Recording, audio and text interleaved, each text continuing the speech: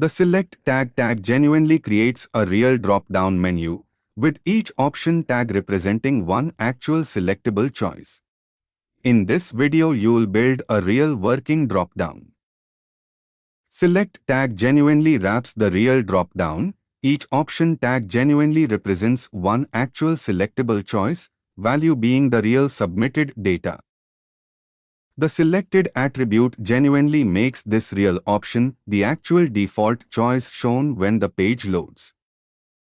Multiple genuinely allows selecting more than one real option at once, typically via Ctrl+CMD click.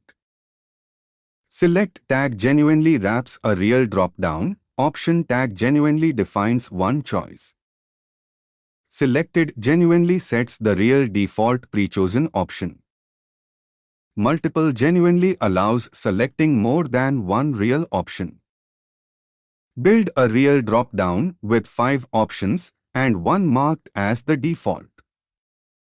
Ready to build real checkboxes and radio buttons?